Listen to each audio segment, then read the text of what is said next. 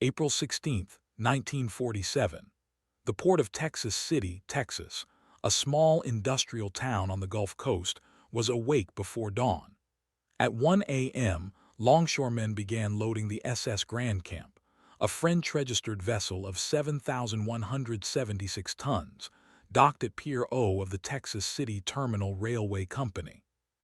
The ship was waiting to take on a cargo of ammonium nitrate, a chemical fertilizer produced by the U.S. government during World War II for munitions and later sold for agricultural use. The loading had started the previous day and continued through the night. The crew was a mix of French and Norwegian seamen. The ship was scheduled to depart later that morning for Europe, with stops at Houston and somewhere in the Gulf of Mexico to pick up additional cargo. By 8 a.m., the longshoremen had been working for 7 hours. The temperature was already climbing toward 80 degrees Fahrenheit. The air was thick with humidity and the smell of diesel, salt, and chemical dust. The ammonium nitrate was packed in paper bags, each weighing around 100 pounds and stacked in the holds. These bags had been stored aboard the Grand Camp since the previous afternoon, and some of them had been in the ship's number 4 hold since April 14th. The conditions aboard the ship were normal by the standards of the time, but the cargo was not. Ammonium nitrate is an oxidizing agent, meaning it supplies oxygen to a fire once it starts. In the right conditions, it does not merely burn, it detonates. At 8:10 a.m., a crew member or a longshoreman noticed smoke coming from the number 4 hold. The precise identity of the first person to see it is lost to history, but the reaction was immediate. Someone shouted. The stevedores stopped loading. A deck officer was called. The ship's whistle was sounded to alert the crew. The fire alarm was not pulled immediately because there was no direct line from the dock to the city fire department. Instead, the ship's own firefighting equipment was activated. Some crew members tried to fight the fire with a small hose. Others attempted to lower a steam line into the hold to smother the flames with inert steam.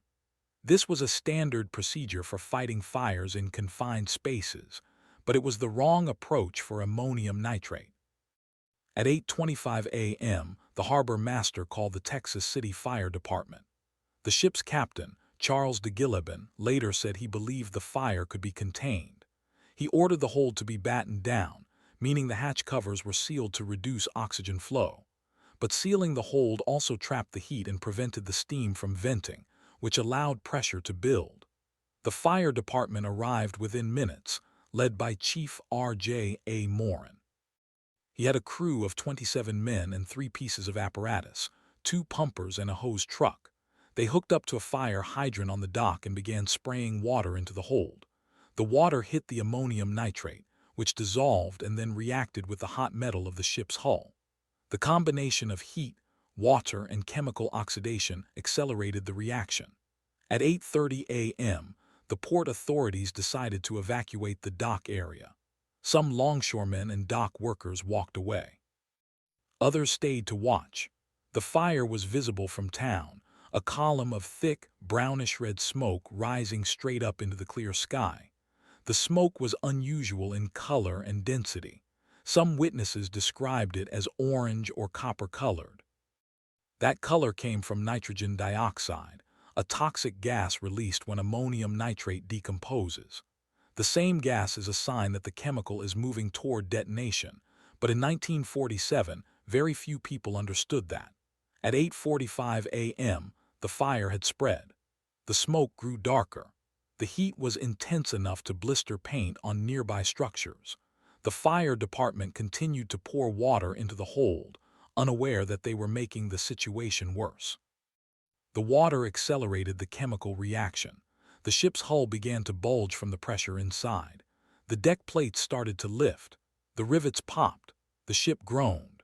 Some reports say that the captain ordered the crew to abandon ship around 8:50 a.m., but not all crew members made it off. Some were still trying to fight the fire. At 9:12 a.m., the SS Grand Camp exploded. The explosion was not a simple blast. It was a detonation equivalent to roughly 2,200 tons of TNT. The ship was ripped apart. A mushroom cloud rose to over 2,000 feet. The shockwave was felt as far away as Louisiana, over 200 miles to the east.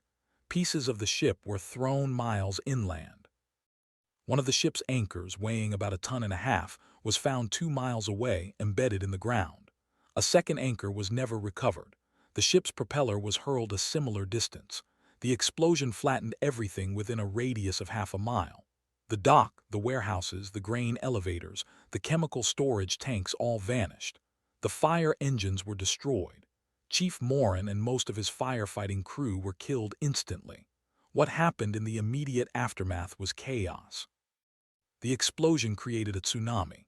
The water in the harbor rose and fell, swamping small boats and pushing barges onto land.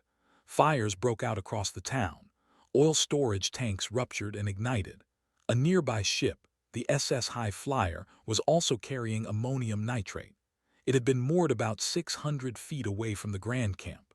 The explosion showered the High Flyer with red-hot metal debris and set its cargo hold on fire.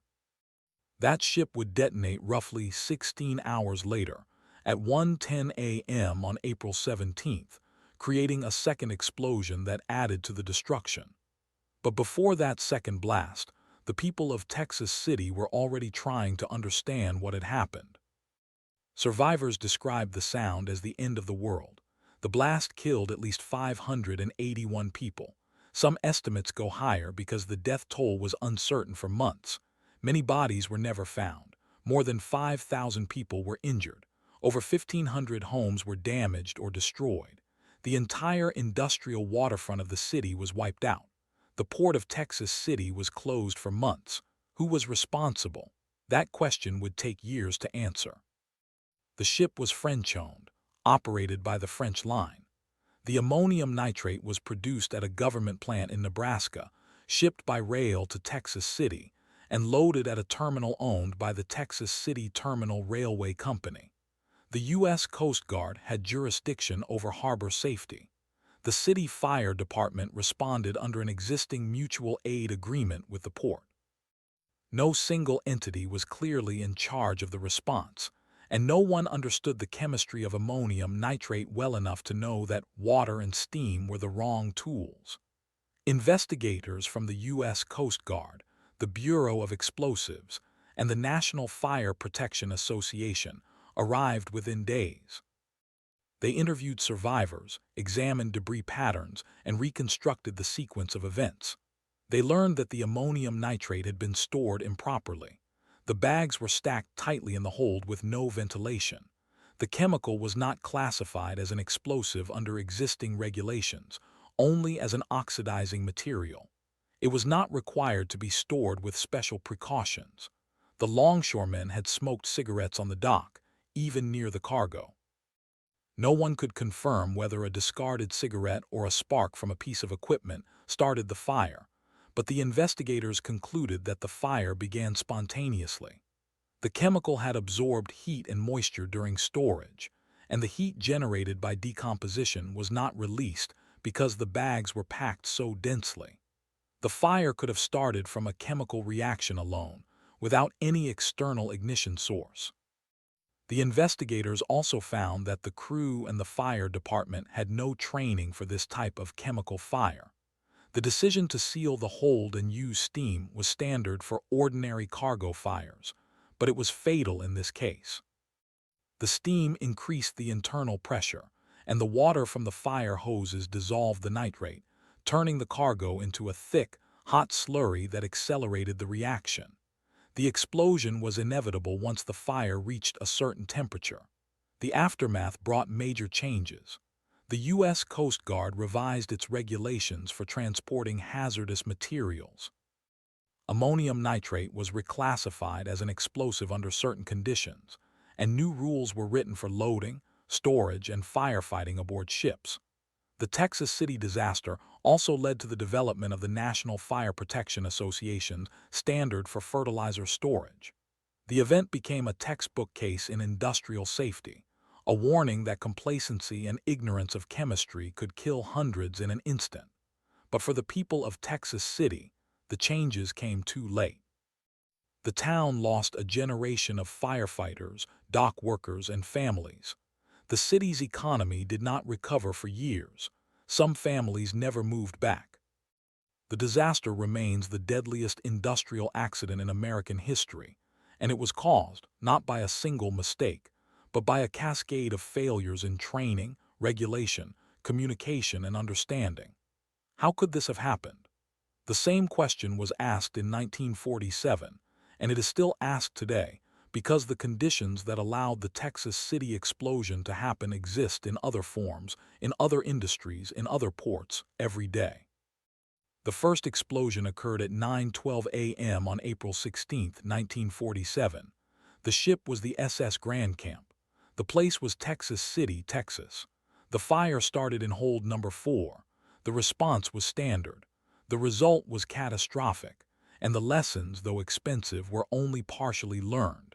In the minutes after the blast, the harbor became a scene of absolute devastation. The water in the slip had been displaced violently, sending a wave that surged over the docks and receded just as fast. Small vessels capsized. Barges were tossed onto railroad tracks. The SS Grand Camp was gone. Only a twisted section of keel remained, half submerged and smoldering. Around its former position, the seabed itself had been gouged out, leaving a crater 30 feet deep. The shockwave traveled through the ground as well as the air. Nearly 400 oil storage tanks along the waterfront ruptured or collapsed. Hundreds of thousands of barrels of petroleum products ignited, turning the entire industrial district into an inferno. Burning oil flowed into the harbor, spreading flames across the water. The smoke plume, now mixed with soot and chemical fumes, rose so high that pilots flying into Houston saw it from more than 100 miles away. Rescue efforts began immediately, but there was almost no organized command. The city's fire department had been wiped out. Chief Henry Morin and 26 of his men were dead, some killed instantly by the blast, others buried under collapsed walls or crushed by flying debris. The only surviving firefighter from the initial response was a captain who had been ordered to return to the station for more equipment moments before the explosion. He arrived back to find the station destroyed and his colleagues gone. Volunteers rushed to the area from nearby towns. Off-duty doctors and nurses set up triage in the streets. The wounded were everywhere, people with burns covering half their bodies, deep cuts from shattered glass, broken bones from being thrown against walls. The nearest hospitals in Galveston and Houston were overwhelmed. Makeshift morgues were established in schools and churches, but many victims could not be identified. The explosion had been so powerful that some bodies were simply vaporized. Others were reduced to fragments. For months afterward, families searched through photographs of personal effects recovered from the rubble. At 10:30 a.m., the Coast Guard issued a warning for all ships in the harbor to evacuate or move to a safe distance. The USS Hank, a Navy patrol vessel, arrived to assist with firefighting and search operations. But the fires were too large to contain. The oil tanks continued to burn. The heat was so intense that steel beams on nearby warehouses sagged and melted. The entire port was a sea of flame, and then there was the SS High Flyer. That ship, moored at Pier A, about 600 feet from where the Grand Camp had been, was also loaded with ammonium nitrate, roughly 1,000 tons of the same chemical, bagged and stored in its holds. The first explosion had peppered the High Flyer with hot metal fragments. Burning debris had landed on its deck. The ship's crew tried to fight the fires, but the flames spread rapidly. By late afternoon, it was clear that the High Flyer was doomed. The decision was made to tow it out of the harbor and scuttle it in the open Gulf. 2 tugboats attempted the maneuver, but the High Flyer had already begun to list. The tow line snapped. The ship drifted back toward the dock. At 11:30 p.m. on April 16th, smoke began to pour from the High Flyer's hold number 2. The fire had reached the ammonium nitrate. Firefighters on nearby vessels trained their hoses on the ship, but the same mistake was repeated. Water only accelerated the decomposition. By midnight, the ship's hull was glowing red in the darkness. Witnesses reported hearing a low rumble, like a drum being struck from inside. At 1:10 a.m. on April 17th, the SS High Flyer exploded. The second blast was slightly less powerful than the first, roughly 1,000 tons of TNT equivalent, but it was just as devastating to what remained of the port. The explosion tore apart the ship and sent a second shockwave across the city. The already damaged oil storage tanks were shattered. Fires that had been smoldering reignited. The harbor was thrown into chaos again. Debris from the High Flyer was scattered over a wide area. A piece of its hull, weighing several tons, was found embedded in a field 2 miles away. The explosion also destroyed the remaining dock facilities, effectively ending any hope of salvaging the port in the near term. Remarkably, no additional lives were lost in the second explosion. The area had been evacuated after the first blast, but the psychological toll was immense. Survivors who had gathered in temporary shelters heard the second explosion and believed another attack was underway. Some ran into the streets, not knowing where to go. Over the following days, the fires continued to burn. They were not fully extinguished for almost a week. The U.S. military was called in to assist with the cleanup. Troops from nearby Fort Crockett and Ellington Field arrived with bulldozers, trucks, and medical supplies. They set up field hospitals and began the grim task of recovering bodies. By the end of April, the official death count stood at 463 identified dead, plus 118 missing and presumed dead. The final total was revised upward over time. Modern estimates place the number at 581. More than 5,000 people were injured. But numbers alone cannot convey the scale of the disaster. The entire waterfront was leveled. 147 buildings were destroyed. Another 779 were severely damaged. The city's tax base was wiped out. Schools, churches, and homes were gone.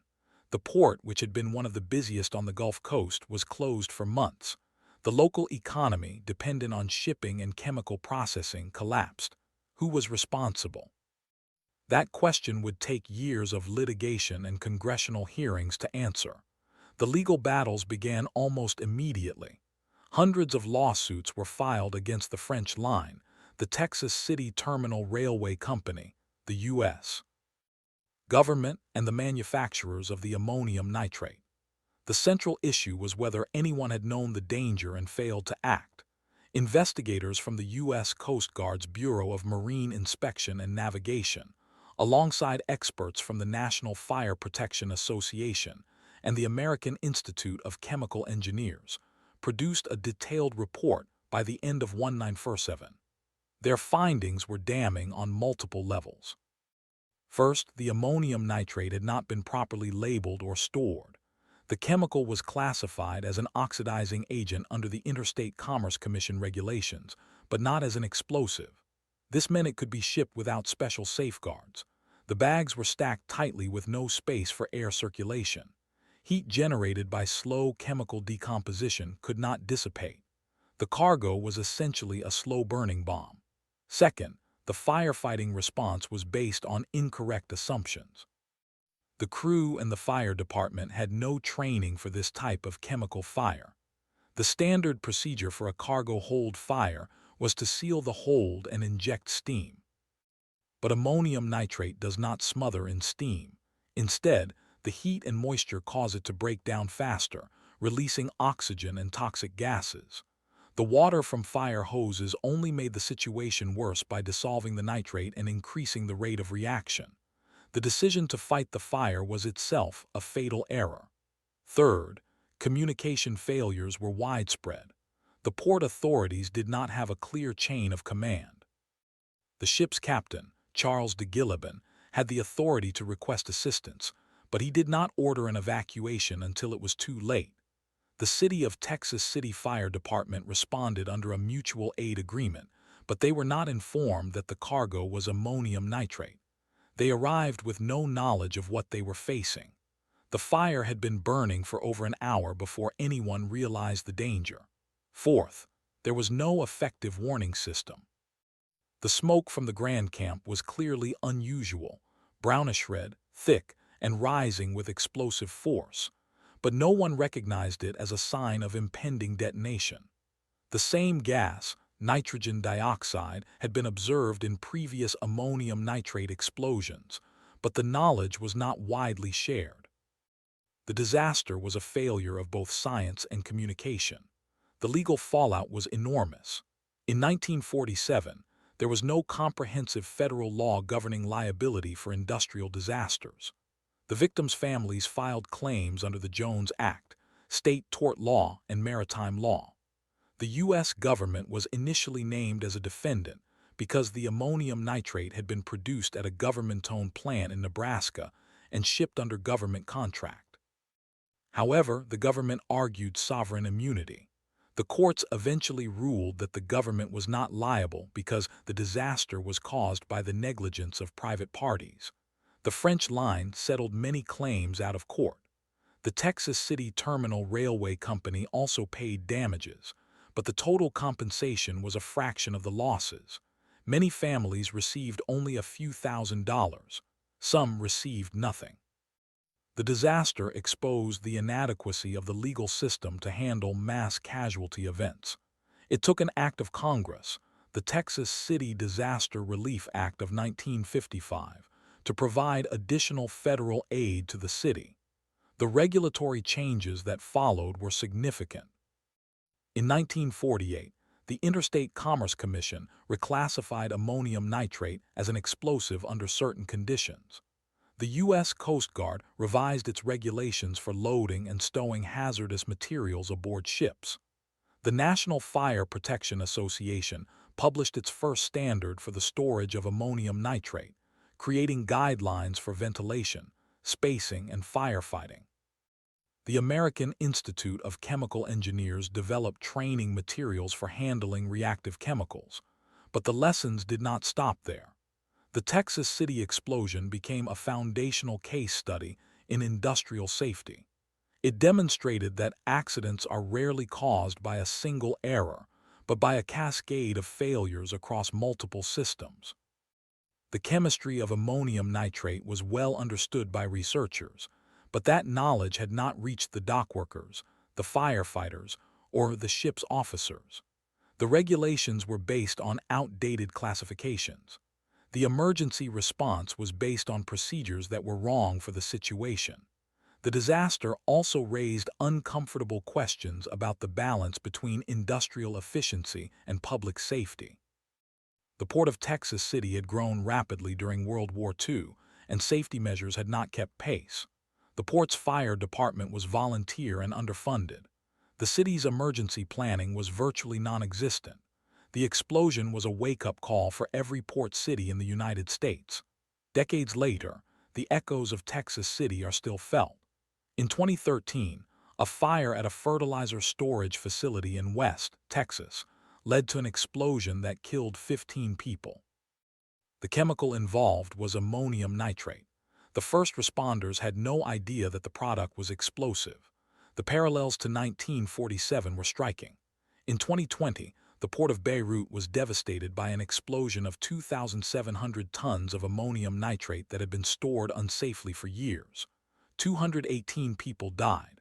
The world asked the same question: how could this have happened again? The answer is that regulations can be ignored and knowledge can be lost. The memory of Texas City faded over time. The port was rebuilt and the city recovered, but the precautions that should have been permanent were allowed to lapse. The same chemical in the same form remains a constant hazard because it is cheap, widely used, and easy to produce. The only safety is in the systems that contain it. Today, the site of the explosion is marked by a memorial. A small park sits near the water where the Grand Camp once moored. The names of the victims are engraved on a stone wall. Every year on April 16th, a ceremony is held. Survivors and their families gather to remember. The youngest survivors are now in their 80s. Soon there will be no one left who remembers the brown smoke rising over the harbor, but the story must remain. The Texas City explosion was not an act of God. It was not a random tragedy. It was the result of human decisions about how to pack a ship, how to label a chemical, how to fight a fire, how to warn a city, how to regulate an industry. Every one of those decisions could have been made differently. And every one of those decisions was made by people who believed they were doing the right thing. That is the most uncomfortable lesson of all. The men who loaded the Grand Camp did not know they were creating a bomb. The fire chief did not know he was walking into a death trap. The port director did not know that his evacuation order came too late. They were not careless, they were ignorant. And ignorance, when it is built into systems, kills just as surely as malice. At 9:15 in the morning of April 17, 1947, the first rescue teams reached the smoking ruins of the Texas City waterfront. The explosion had occurred 5 hours earlier, just after dawn. The Grand Camp was gone. The city was in ruins. The survivors wandered through debris, some in shock, some bleeding, some still searching for family members who had been working on the docks or living in the nearby houses. The first responders were not firefighters. They were civilians, neighbors, Coast Guardsmen, soldiers from a nearby army base, and volunteers from Galveston and Houston who had heard the blast and driven toward the smoke. The scope of the destruction was staggering. The explosion had carved a crater 45 feet deep and 600 feet long where the Grand Camp had been moored. The ship itself had been torn apart. One anchor, weighing 3 tons, was found 2 miles inland, embedded in the ground. Another piece of the hull, a section of steel plate, landed on the roof of a school 3 miles away. The ship's propeller, still intact, was discovered a mile from the dock. The pressure wave had flattened buildings for a radius of 2,000 feet. Every window in Texas City was shattered. Rail cars were overturned. The dock area was a jumble of twisted metal, burning oil, and collapsed piers. The fire from the oil refineries and the bagged sulfur added to the chaos. Rescue operations began without coordination. There was no central command. The city's police force had been decimated, and the fire chief was dead. Volunteers formed bucket brigades to fight small fires. Medical triage was set up in a school gymnasium. The injured were transported by car, truck, and even boat to hospitals in Galveston. Doctors there were overwhelmed. Many victims had been struck by flying glass and debris. Others had been burned beyond recognition. The burns were severe because the explosion had ignited clothing and the oil that coated the water and the docks. The death toll was impossible to count in the first days. Bodies were scattered across the city. Some had been vaporized. Others were buried under collapsed walls. The work of recovery continued for weeks. Eventually, the official count reached 581 confirmed dead, but the actual number was almost certainly higher. Many victims were never identified. Some were temporary workers, transients, or travelers who had been in the wrong place at the wrong time. The city's population at the time was only about 15,000, so the loss represented a catastrophic fraction of the community. Among the dead were the entire fire department of Texas City. All 27 firefighters who responded to the call on the morning of April 16th were killed. Their fire truck was found crushed and burned, 100 yards from where they had been spraying water on the dock. The fire chief, Henry J. Hank James, was identified only by his badge. He had been leading the attack on the fire when the detonation occurred.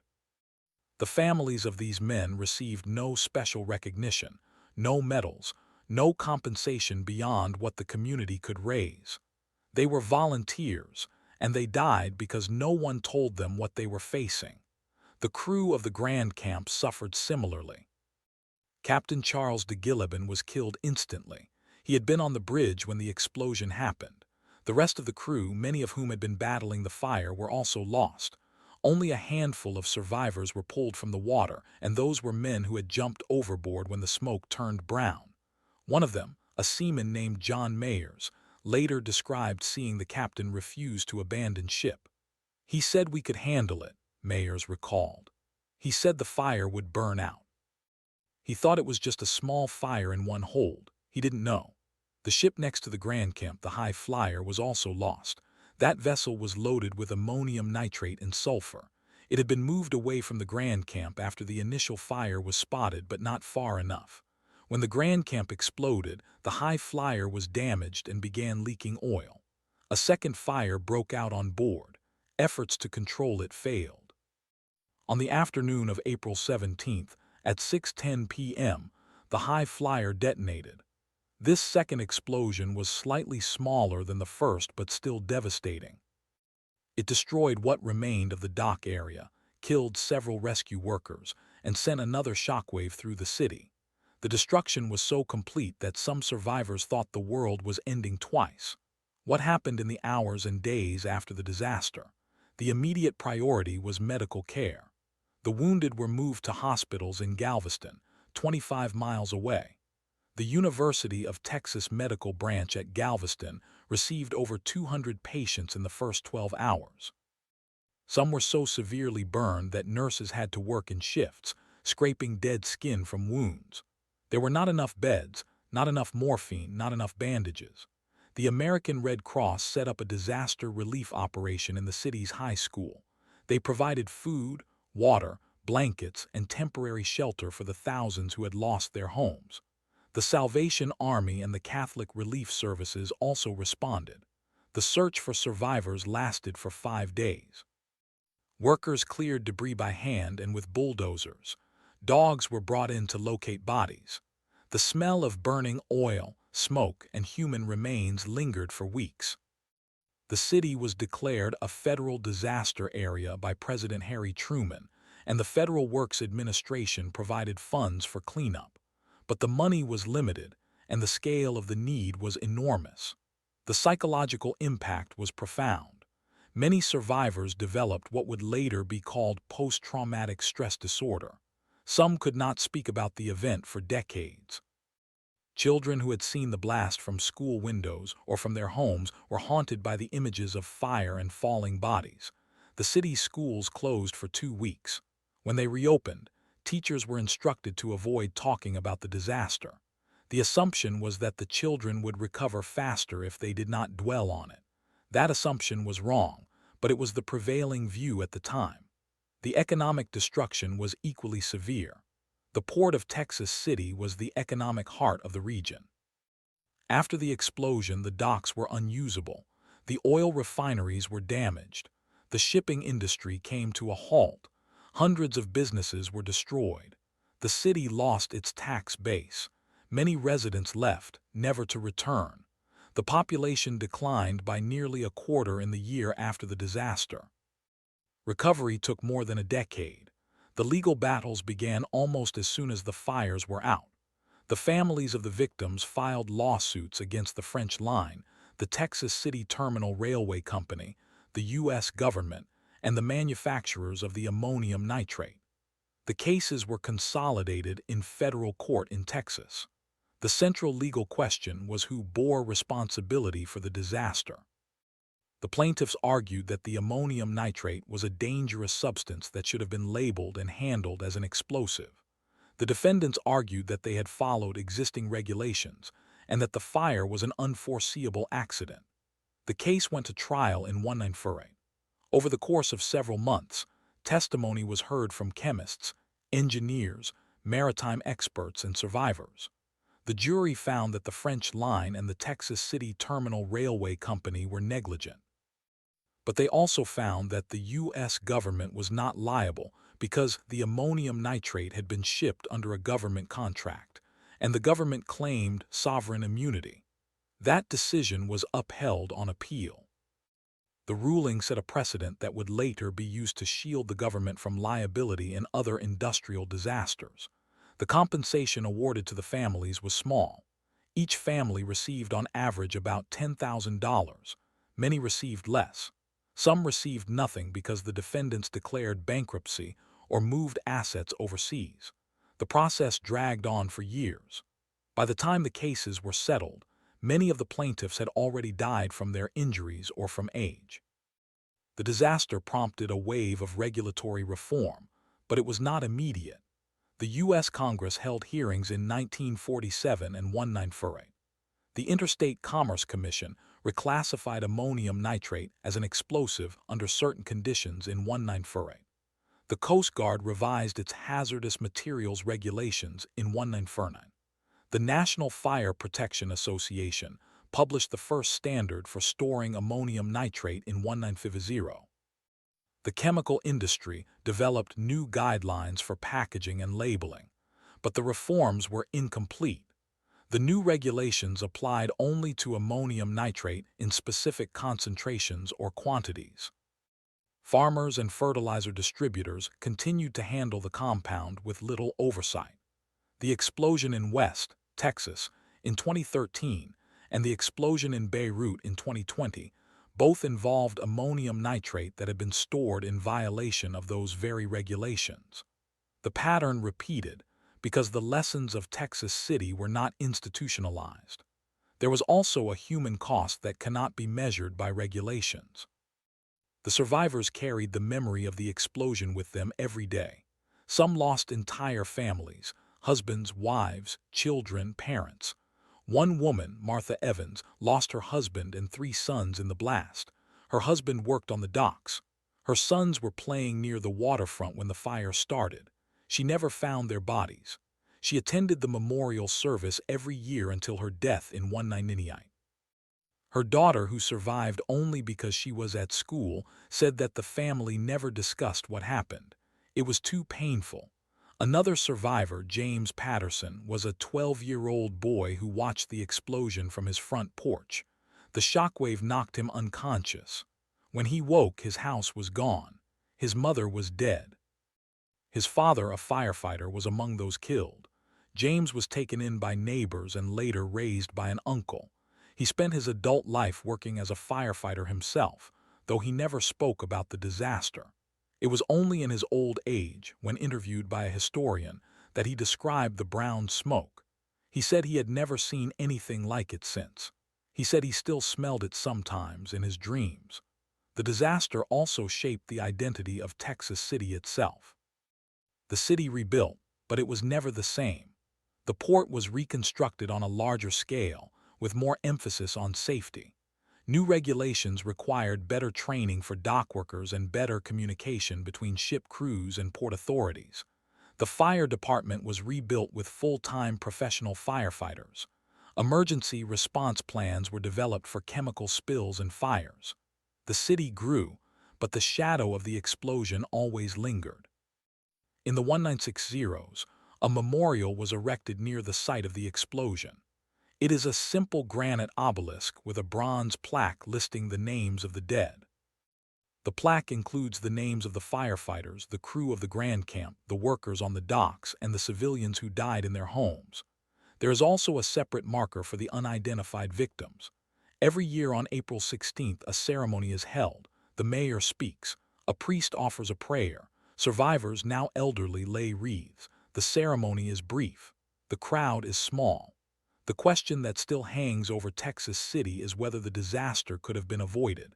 The answer is yes. The ammonium nitrate should have been labeled properly. The firefighting procedures should have been different. The emergency warning system should have been better. The chain of command should have been clearer. But the reasons those things were not in place were not simple negligence. They were the result of a system that prioritized speed and efficiency over safety. The war had just ended. The world needed food. The port of Texas City was a busy place. No one had time to think about what could go wrong. That is the tragedy of Texas City. It was not a terrorist attack. It was not a natural disaster. It was a preventable industrial accident that happened because people did not know what they were dealing with. And because the people who did know, the chemists, the regulators, the safety experts, had not communicated their knowledge to the people who needed it. The disaster changed the way the United States thinks about chemical safety, but the change was slow and incomplete. Every time an ammonium nitrate explosion occurs, the world is reminded of Texas City. And every time the same question is asked, why did this happen again? The answer is always the same, because the lessons were not learned, because the regulations were not enforced, because the memory of the dead faded, because the systems that were supposed to protect us were allowed to decay. The Texas City explosion of 1947 was not an outlier. It was a warning, and in many ways it remains a warning still. The same chemical is used today. The same risks exist. The same mistakes can be made. The only difference is that now we know what can happen. The question is whether we will act on that knowledge. 60 years after the explosion in 2007, a chemical plant in Texas City, owned by BP, experienced a catastrophic fire and explosion that killed 15 workers and injured 170. The investigation found a long history of safety violations ignored by management. The parallels to 1947 were striking: a dangerous substance, inadequate safety systems, poor communication, and a culture of cutting corners. The disaster made national headlines, but within a few years, the public had moved on. The families of the dead were left with questions. In 2013, an ammonium nitrate explosion in West Texas killed 15 people, including 12 firefighters and a paramedic. The fertilizer plant had been storing the compound without proper permits. The fire department had no idea what was inside. The explosion registered as a 2.1 magnitude earthquake.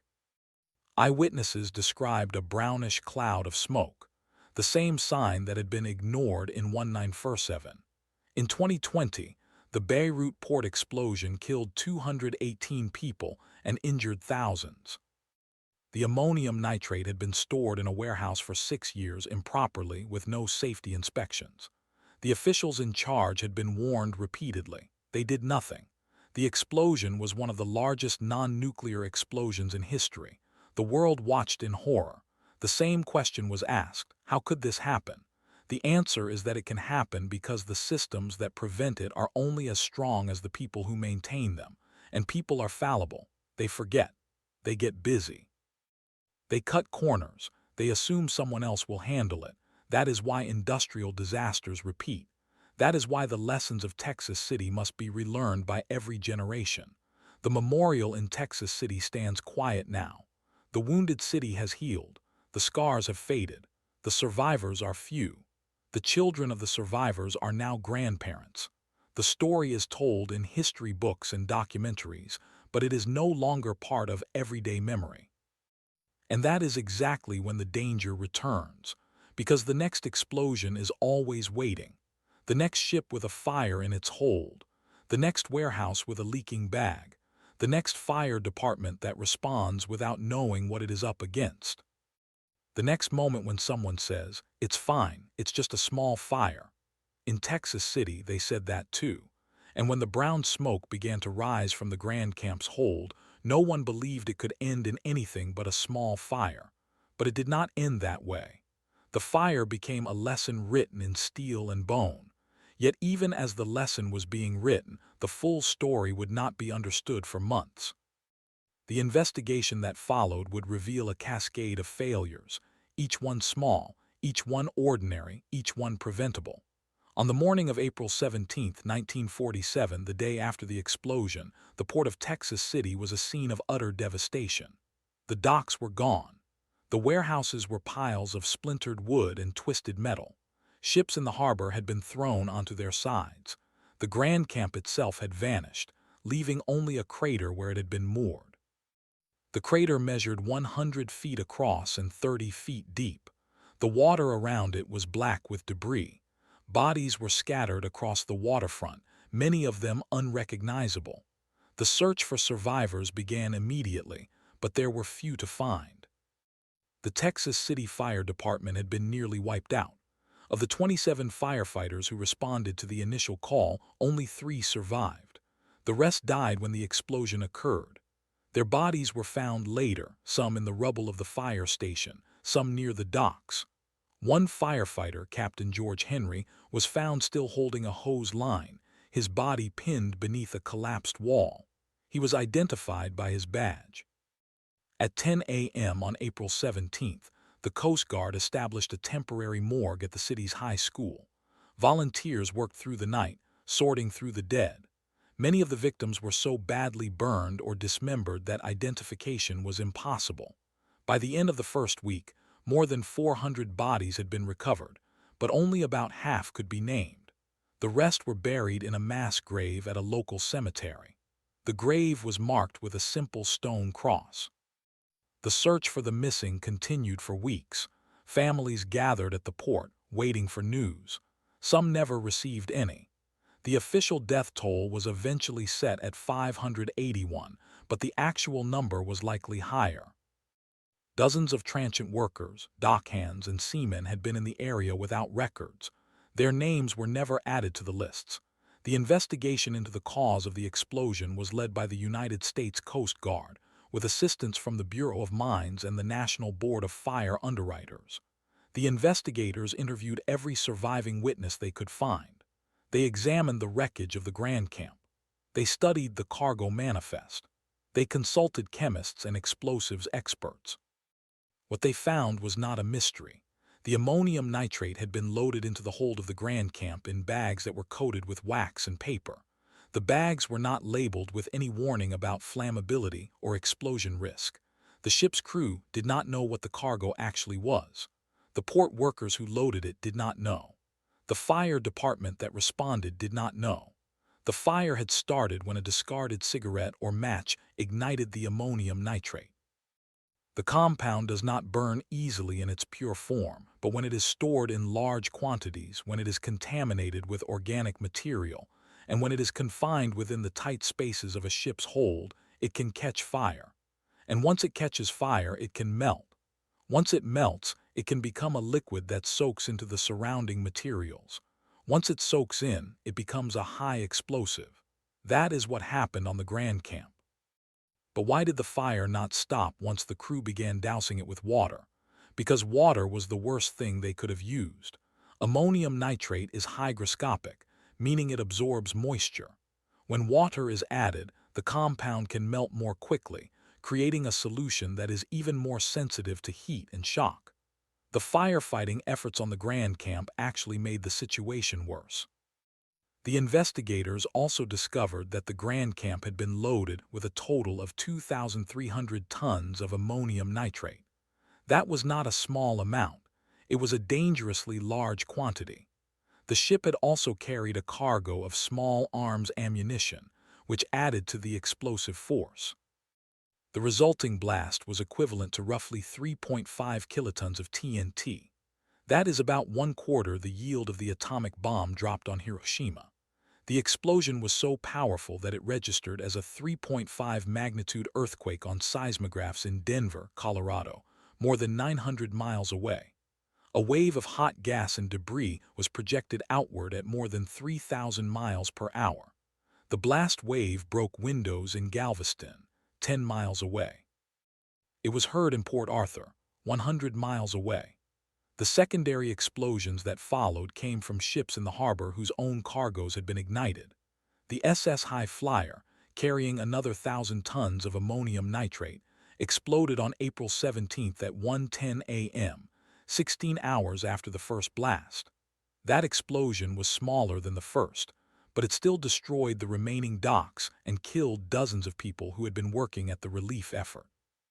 The investigation concluded that the disaster was caused by 3 factors: improper labeling, inadequate firefighting procedures, and a lack of communication between the ship's crew, the port authority, and the local fire department.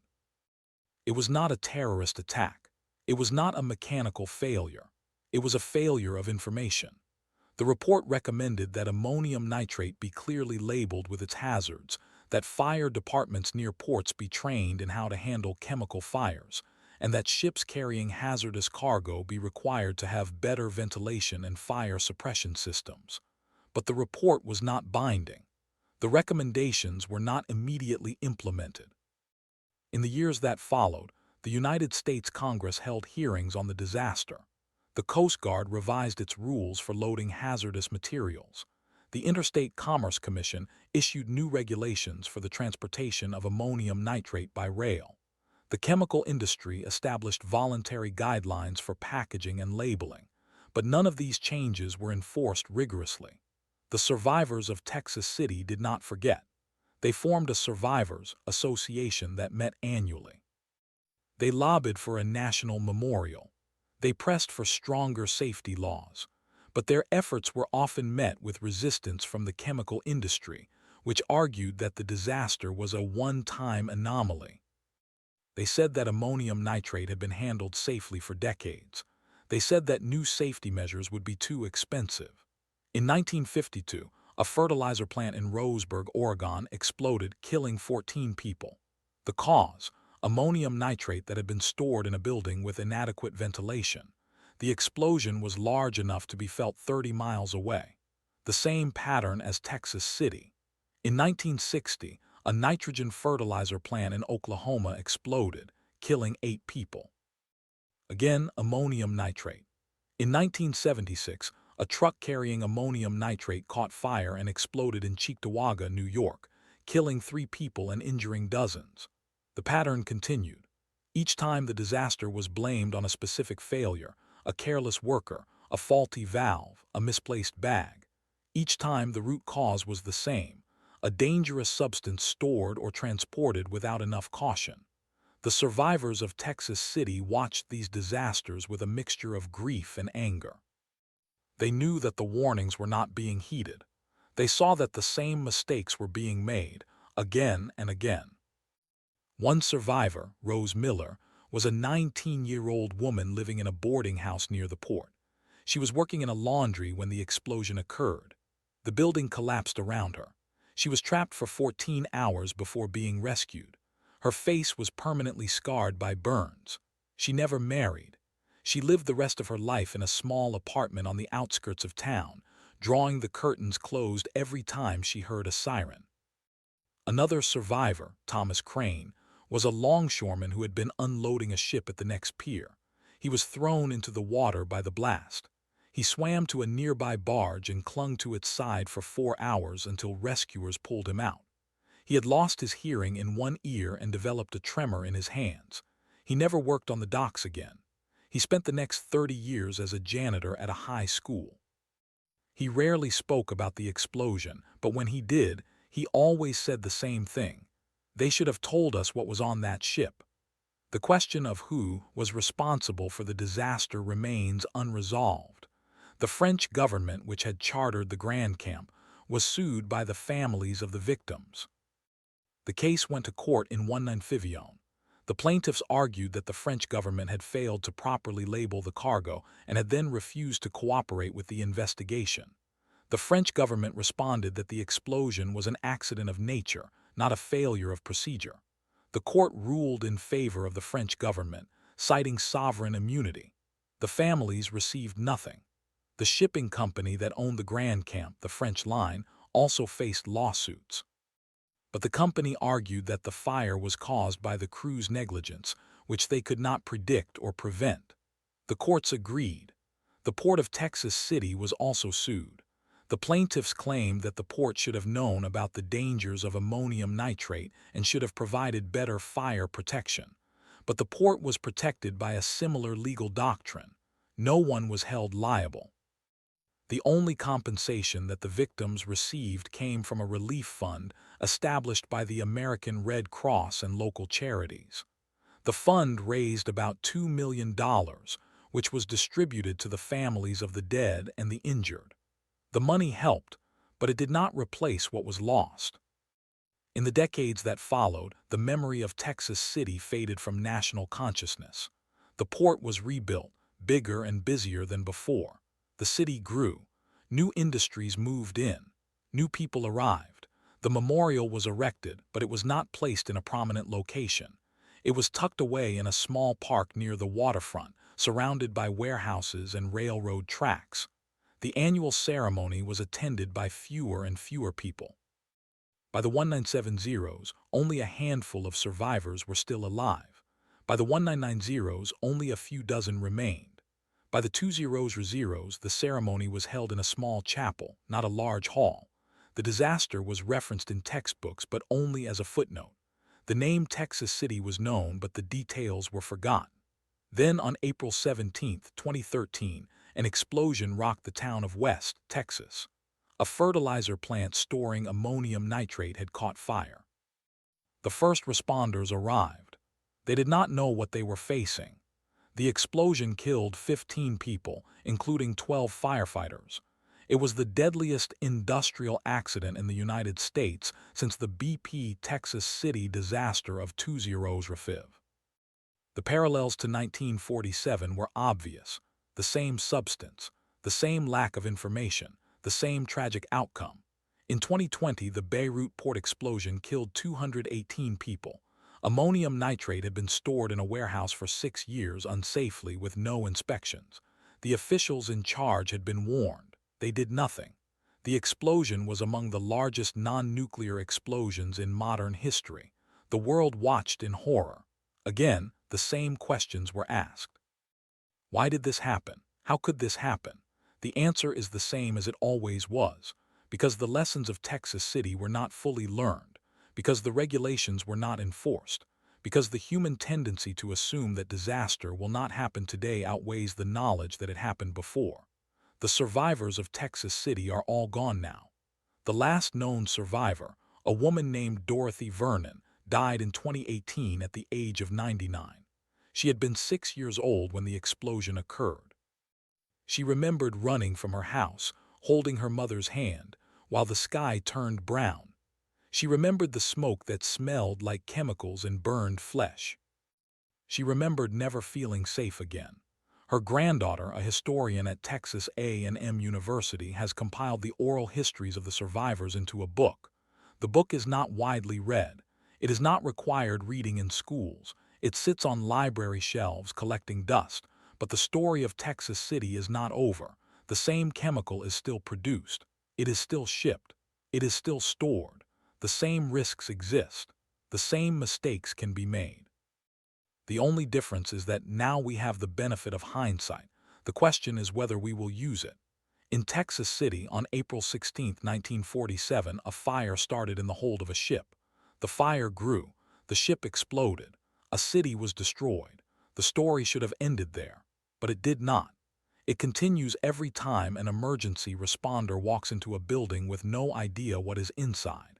It continues every time a regulatory agency fails to inspect a warehouse.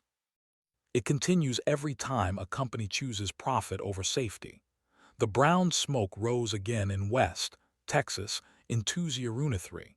It rose again in Beirut in 2010. It will rise again, somewhere sometime, because the memory of Texas City is not strong enough. The memorial in Texas City still stands. The names of the dead are carved into granite. The survivors who are no longer alive to add their voices to the chorus of warnings. The only voice left is the lesson itself, and it is up to us to hear it. Yet the story does not end with a lesson. It continues in the halls of Congress, in the files of the Coast Guard, in the design of ships and warehouses. The Texas City explosion forced a reckoning, but the reckoning was incomplete. The investigation that followed was one of the most exhaustive maritime inquiries in American history. It ran for months. It interviewed hundreds of witnesses. It reviewed thousands of pages of cargo manifests, fire reports, and ship logs. And in the end, it produced a set of recommendations that changed the way ammonium nitrate was handled on the water, but not entirely on land. On December 10, 1947, the United States Coast Guard issued its final report on the Grand Camp explosion. The document was 400 pages long. It included diagrams, chemical analyses, and testimony from every surviving crew member. The conclusion was blunt. The fire that started in hold number 4 was almost certainly caused by spontaneous combustion of ammonium nitrate bags that had been heated by a steam pipe. The report noted that the ship had been loaded with a fertilizer that was known to be hazardous in large quantities, but that the hazard had not been communicated to the crew or to the dockworkers. Not a single person on the ship or the pier knew that the cargo could explode. The Coast Guard recommended that all ammonium nitrate shipments be marked with a warning label indicating the substance's dangerous properties. They recommended that ships carrying ammonium nitrate be equipped with automatic sprinkler systems in their holds. They recommended that crew members receive training on how to handle fires involving such materials. And they recommended that the United States government establish a system of inspection for all vessels loaded with hazardous cargo before they left port. These recommendations were not adopted immediately. It took 2 years for the Coast Guard to issue new regulations. It took 3 years for the International Maritime Organization to revise its dangerous goods code. Even then, enforcement was inconsistent. Shipping companies argued that the costs of installing sprinkler systems were too high. Port authorities argued that inspections would slow down commerce, the same arguments that had been made before the explosion. In 1952, the United States Congress held hearings on the regulation of ammonium nitrate. The hearings were prompted by the Roseburg explosion earlier that year. The chairman of the committee was a senator from Texas, Lyndon B. Johnson. He opened the hearings by saying, "We are here to find out why a substance that killed more than 500 people in my home state is still being shipped without any meaningful oversight." The room was silent. Representatives from the fertilizer industry, the shipping industry, and the federal government took turns at the microphone. They spoke about safety. They spoke about profits. They spoke about the need for more research. No significant legislation was passed. What did change was the design of ships. After 1947, new cargo vessels were built with separate compartments for hazardous materials. Fire-resistant bulkheads were installed. Emergency pumps were added. But these improvements were expensive, and many older ships remained in service without them. The Grand Camp had been a cargo vessel built in 1914. It was not designed to carry explosives. It was a Liberty ship, mass-produced for World War II. After the war, it was sold to private companies and converted to carry bulk dry goods. The same conversion happened to hundreds of other Liberty ships. Many of them continued to carry ammonium nitrate through the 1950s and 1960s. The owners simply painted over the warning signs. The Texas City explosion also changed the way firefighters approached chemical fires. Before 1947, the standard procedure for a shipboard fire was to board the vessel and attempt to extinguish the flames with water or foam. After Texas City, that procedure changed. Firefighters were trained to first identify the cargo. If the cargo included ammonium nitrate, they were instructed to evacuate the area and let the ship burn. This became known as the Let It Burn protocol. It saved lives in subsequent incidents, but it also meant that property was always lost. On January 25, 1951, a ship named the Norden caught fire in the port of Hamburg, Germany. Its cargo included ammonium nitrate. The fire department arrived, but they had been trained on the Texas City disaster. They evacuated the docks. The ship burned for 3 days. The explosion that everyone expected never came. The ship sank slowly, its cargo doused with tons of water. The firefighters had learned the lesson. But the loss of the ship and its cargo was still a multi-million-dollar loss. On July 14, 1961, a train derailed in Conway, Kansas. The train was carrying several boxcars of ammonium nitrate. The cars caught fire. The local fire department responded. They had no training on ammonium nitrate. They were volunteers. They did not know that the fertilizer could explode. They sprayed water on the burning cars. The explosion killed 3 firefighters and injured a dozen others. The blast could be heard 40 miles away. The crater was 150 feet wide. The cause was the same as Texas City, a lack of information. In 1962, the United States Department of Transportation created a formal classification for hazardous materials. Ammonium nitrate was assigned to Class 5, Division 1, which meant it was an oxidizing substance that could cause or contribute to combustion. But the classification did not require specific storage or handling procedures. It merely required that the material be labeled. The label was a small orange diamond with a number 5 on it. It was easy to overlook. The International Maritime Organization, meanwhile, struggled to create a unified code for dangerous goods on ships. The code was not adopted until 1965. It was not enforced until 1975. By that time, hundreds of thousands of tons of ammonium nitrate had been shipped without incident, and the sense of urgency had faded. In the United States, the primary regulatory body for ammonium nitrate storage was the Occupational Safety and Health Administration, or OSHA. But OSHA was not created until 1970, 23 years after Texas City. And even then, its regulations for ammonium nitrate were minimal. The substance was treated as a normal industrial chemical, subject to the same general rules as any other combustible material. Only after the 2013 West explosion did OSHA issue specific rules for the storage of ammonium nitrate in fertilizer plants. The story of Texas City is also the story of the people who tried to prevent the next disaster. One of those people was a chemist named Dr. James B. Conant. In 1947, Conant was the president of Harvard University and a top scientific advisor to the United States government. He had been involved in the Manhattan Project. He understood the explosive potential of ammonium nitrate. After Texas City, he wrote a confidential memorandum to the Secretary of Commerce, urging the government to regulate ammonium nitrate as an explosive. The memo was circulated among a small group of officials. It was never acted upon. Conant died in 1978, believing that his warning had been ignored. Another person was a Coast Guard officer named Captain John H.K. Davis.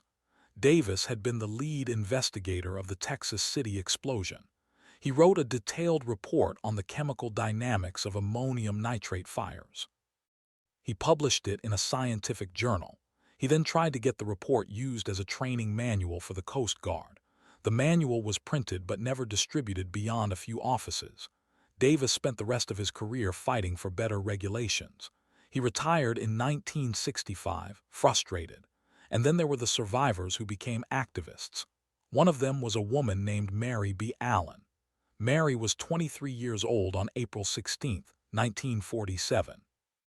She was working in a grocery store when the first explosion hit. The store collapsed. She was trapped under a shelf for 6 hours. When rescuers pulled her out, her left leg was broken in 3 places. She spent a year in the hospital. After she recovered, she dedicated her life to lobbying for port safety regulations. She testified before Congress. She wrote letters to newspapers. She organized public meetings. She died in 1989, but her work continued through a foundation she had started.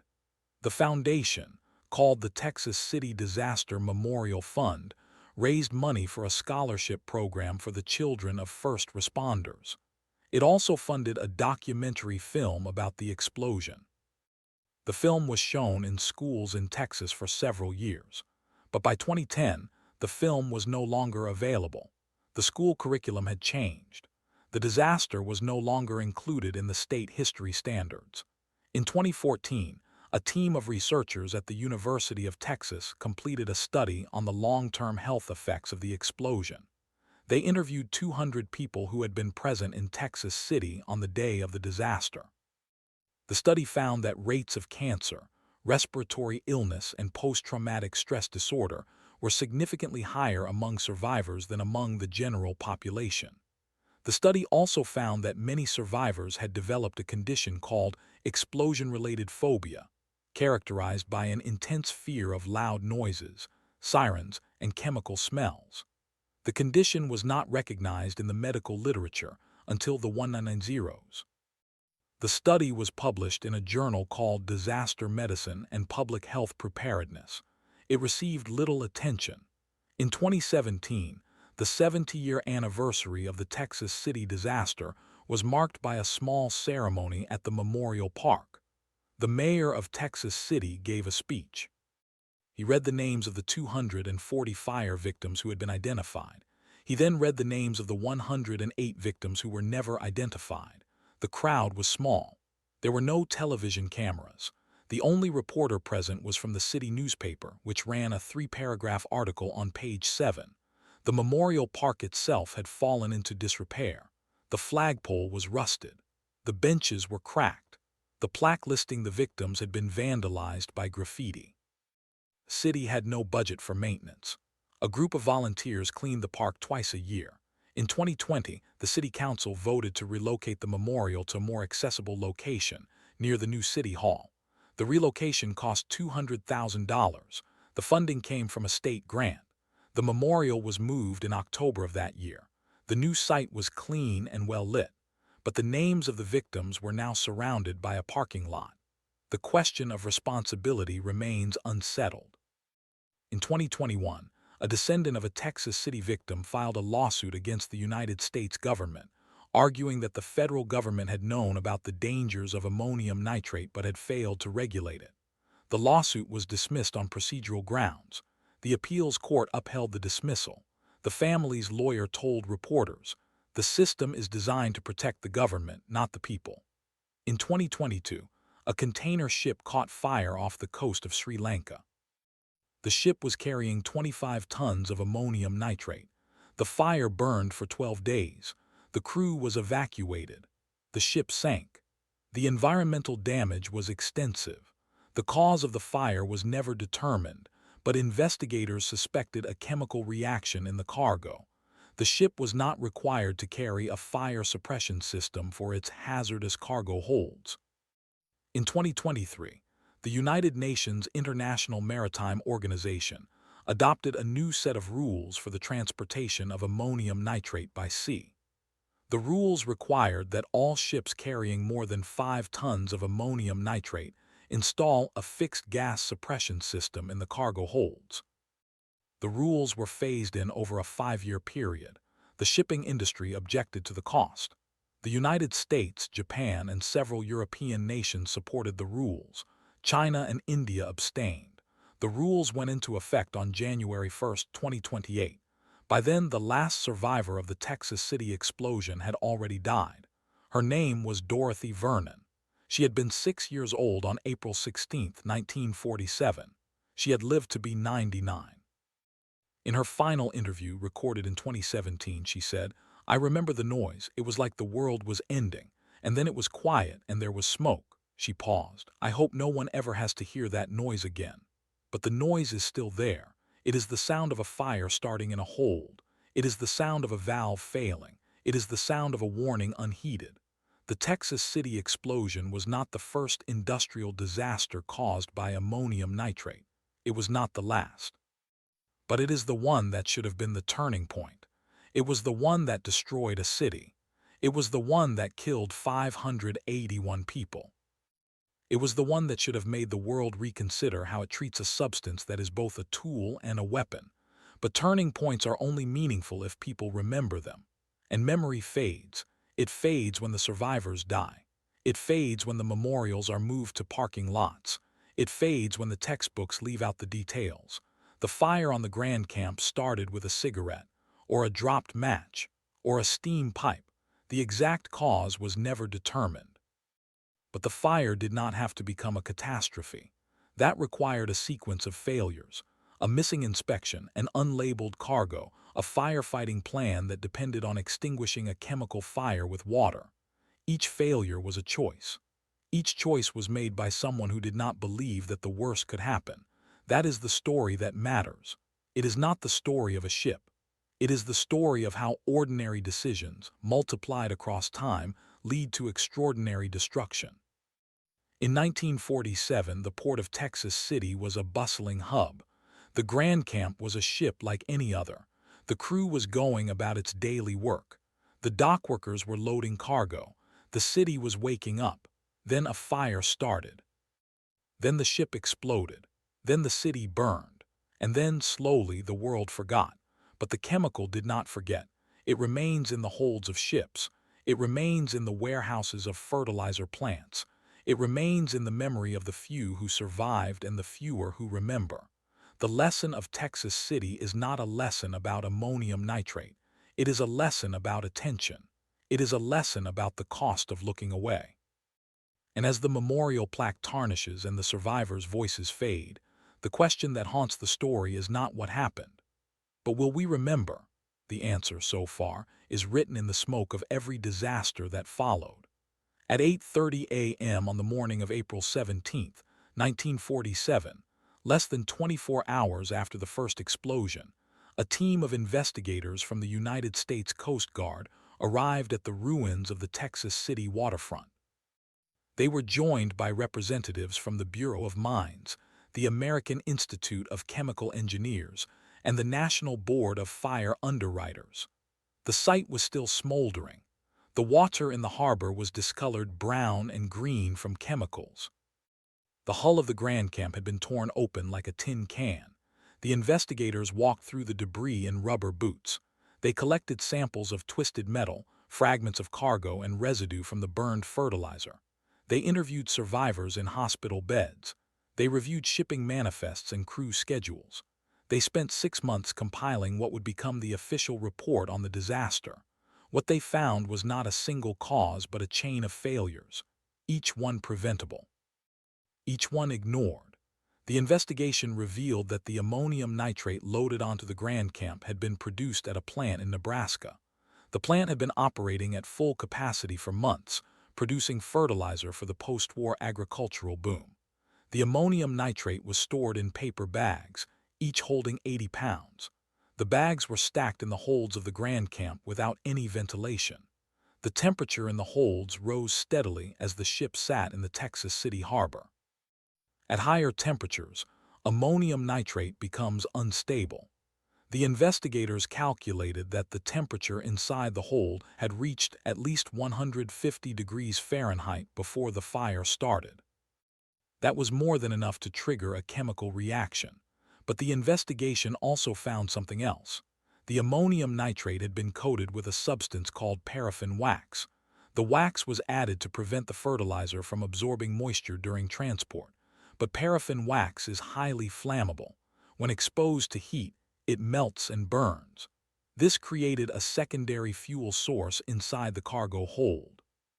The combination of a confined space, high temperature, flammable coating, and an ignition source, likely a cigarette or a hot steam pipe, created the conditions for a catastrophic fire. The investigators concluded that the fire could have been stopped in its first few minutes if the crew had used the correct firefighting method. But ammonium nitrate fires are deceptive. They produce little visible flame at first. The smoke is thick and yellow. The crew likely did not realize how dangerous the situation was until it was too late. By the time the fire was visible from the deck, the chemical reaction inside the hold was already accelerating. The official report, published in January 1948, made 17 specific recommendations. They included: require ventilation in cargo holds carrying ammonium nitrate, ban the use of flammable coatings on fertilizer bags, mandate fire suppression systems in holds carrying hazardous materials, require crew training on chemical fires, and establish a federal inspection program for ships carrying ammonium nitrate. None of the recommendations were implemented. The shipping industry argued that the recommendations were too expensive. The fertilizer industry argued that they were unnecessary. The Coast Guard lacked the authority to enforce them without new legislation. Congress held hearings in 1948 and 1949, but no laws were passed. The Cold War was beginning. The focus shifted to national defense. The memory of Texas City faded. And then, in 1956, a ship called the Tybee collided with a barge in the Gulf of Mexico. The Tybee was carrying 100 tons of ammonium nitrate. The collision did not cause an explosion, but it came close. No one was killed. The incident was barely reported. In 1960, a warehouse in Kansas City caught fire. The warehouse was storing ammonium nitrate. The fire spread quickly. Firefighters evacuated the area. The building collapsed. No one was killed, but the lesson was clear. Ammonium nitrate fires cannot be controlled with water alone. The fire department revised its protocols, but the protocols applied only to Kansas City.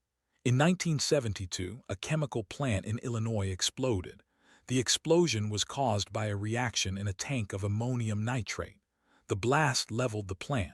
12 workers were killed.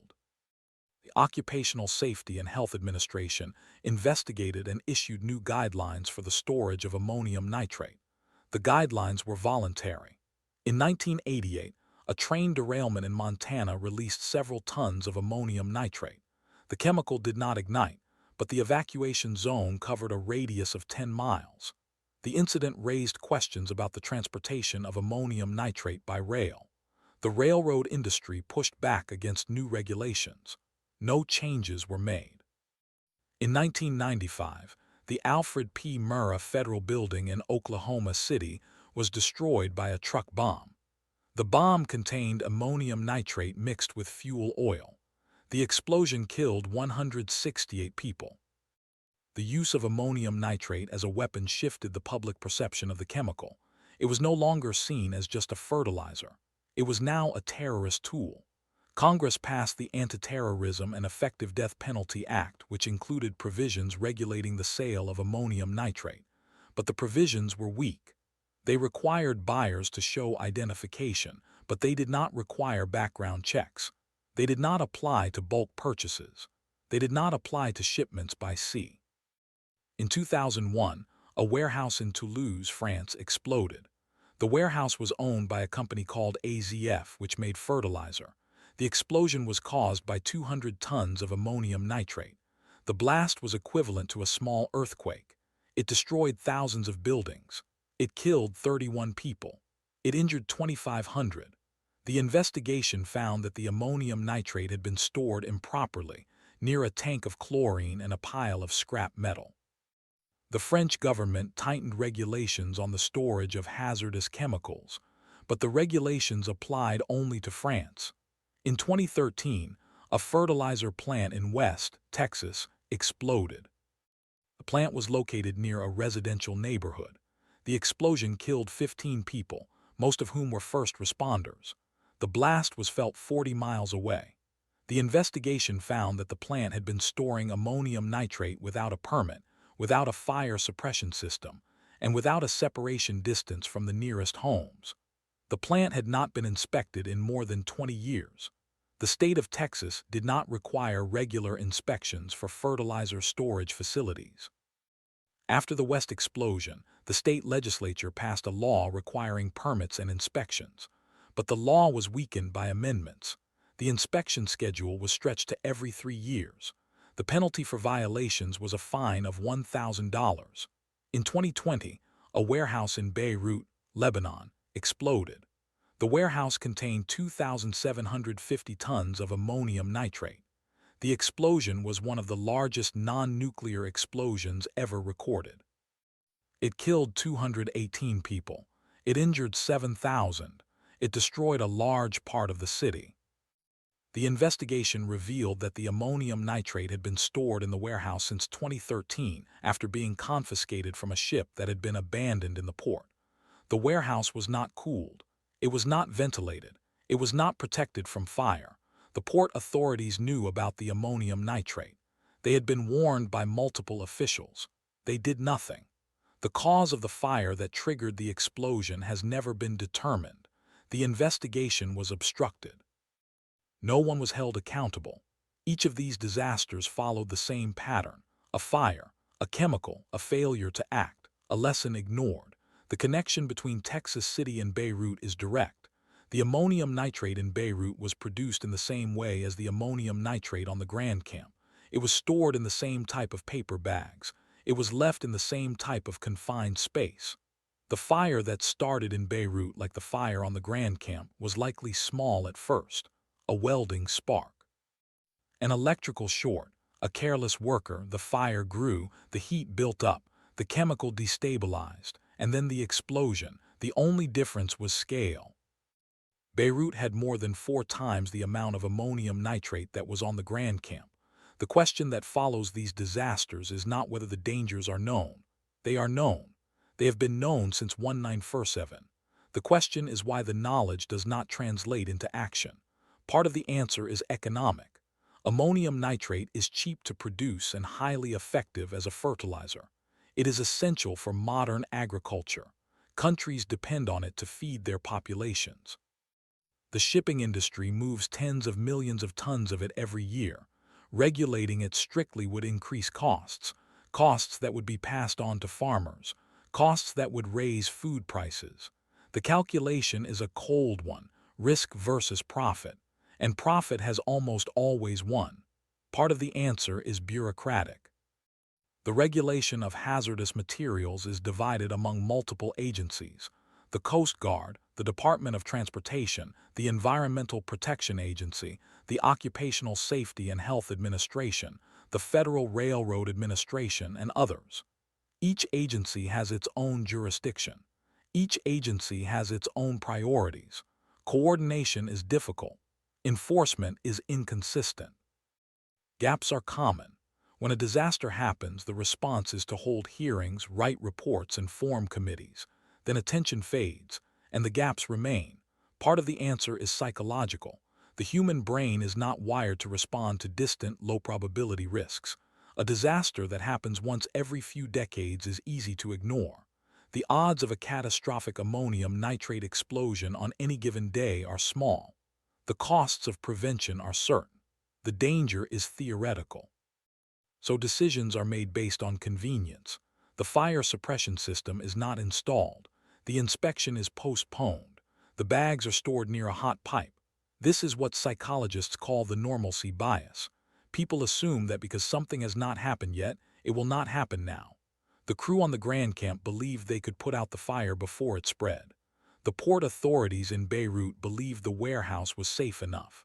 The plant owners in West Texas believed they did not need a permit. And the pattern continues. In 2022, a ship named the Ruby was detained in the port of Tromsø, Norway. The Ruby was carrying 3,000 tons of ammonium nitrate. The cargo had been loaded in Russia. The ship was headed to Africa. During the voyage, a crack was discovered in the hull. The ship diverted to Tromsø for repairs. When the port authorities inspected the cargo, they discovered that the ammonium nitrate had been improperly packaged and was at risk of leaking. The ship was ordered to leave the port. It sailed out of Norwegian waters without repairs. The cargo was never unloaded. The destination was changed. The ship eventually reached a port in the Middle East, where the cargo was offloaded. No explosion occurred. No one was hurt. But the incident demonstrated that the same risks that existed in 1947 still exist today. In 2023, a study by the International Transport Workers Federation found that more than 100 ships carrying ammonium nitrate were operating without proper fire suppression systems. The study estimated that the number was higher because many ships do not disclose their cargo accurately. Mislabeling is common.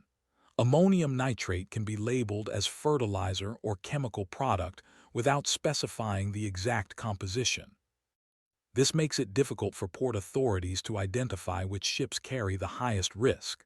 In 2024, a whistleblower from a major shipping company testified before a parliamentary committee in the United Kingdom. He described a culture of cutting corners. He said that crew members were not trained in how to fight chemical fires.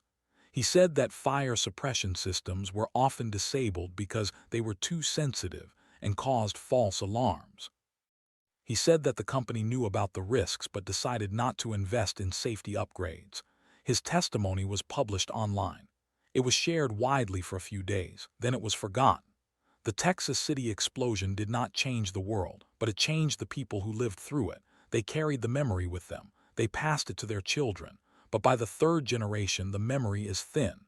The grandchildren know that something happened. They know it was big, but they do not know the names of the ships. They do not know about the ammonium nitrate. They do not know about the fire that started in the hold. And so the cycle continues.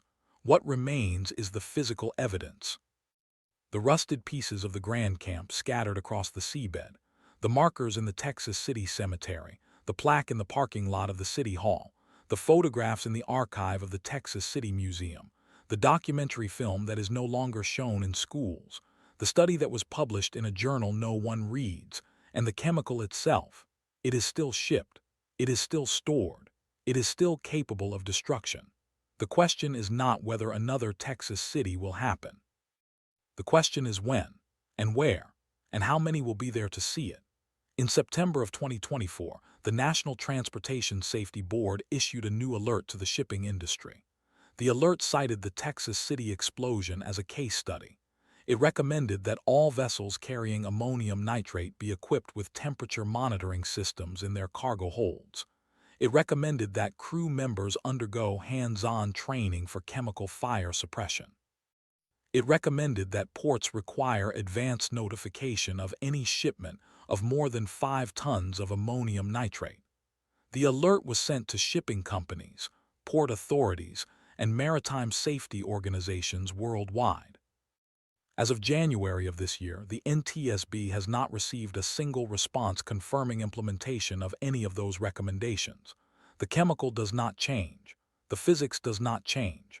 What changes slowly, painfully, is the willingness to look directly at what happened and ask the only question that matters. What will we do differently before the next fire starts? That question has no easy answer, but it has a history, and that history begins in Texas City.